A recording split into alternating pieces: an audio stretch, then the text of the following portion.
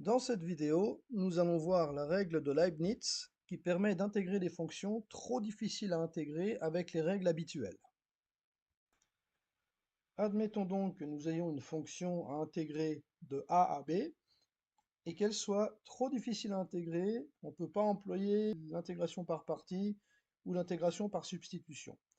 Alors, la première chose qu'on va faire, c'est qu'on va simplement la réécrire, mais en prenant f de x avec un paramètre t. Dans ce cas, on prend la règle de Leibniz qui constitue à dériver par rapport à t la fonction, c'est-à-dire je prends la dérivée par rapport à t de l'intégrale de a à b de f de x t dt, ce qui finalement nous donne l'intégrale de a à b de la dérivée partielle par rapport à t de f de x t dt. Admettons que nous ayons à intégrer de 0 à 1 la fonction x carré moins 1 sur ln de x dx. Si vous essayez l'intégration par partie, vous n'allez pas y arriver. Donc, qu'est-ce qu'on fait dans ce cas-là? Alors, on décide que notre paramètre, c'est t égale 2. De toute façon, on n'a pas d'autre possibilité. Et donc, on obtient que grand F' de t est égal à la dérivée par rapport à t de l'intégrale de 0 à 1 de x puissance t moins 1 sur ln de x dx, ce qui est égal à l'intégrale de 0 à 1 de la dérivée partielle par rapport à t de xt moins 1 sur ln de x dx.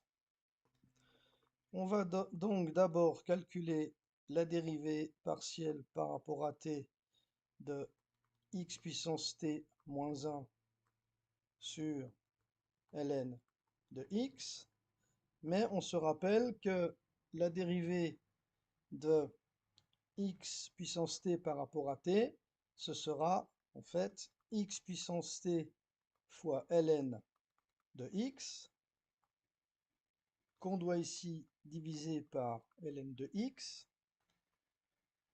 Je supprime les ln de x, et on obtient finalement que la dérivée partielle est égale à x puissance t. Donc, grand F' de t est égal à l'intégrale de 0 à 1 de x puissance t dx, ce qui est égal à x puissance t plus 1 sur t plus 1 de 0 à 1, ce qui est égal à 1 puissance t plus 1 sur t plus 1 moins 0 puissance t plus 1 sur t plus 1, ce qui est égal à 1 sur t plus 1. Et donc, ici, la primitive par rapport à t est égale à ln de la valeur absolue de t plus 1 plus c.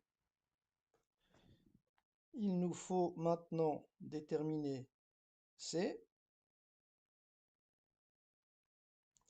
Donc, on va prendre l'intégrale pour t égale 0,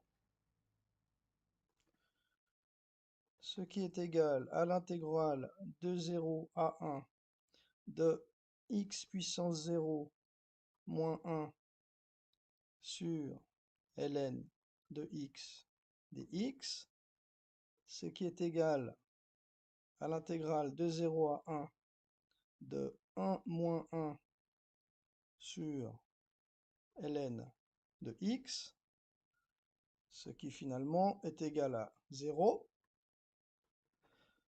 On a aussi grand F de 0 égale ln de 0 plus 1 plus c égale ln de 1 plus c égale 0 plus c égale c, et donc c égale 0. Et si on prend t égale 2, on obtient logarithme naturel de la valeur absolue de 2 plus 1, c'est-à-dire logarithme naturel simplement de 2 plus 1, égale finalement ln de 3.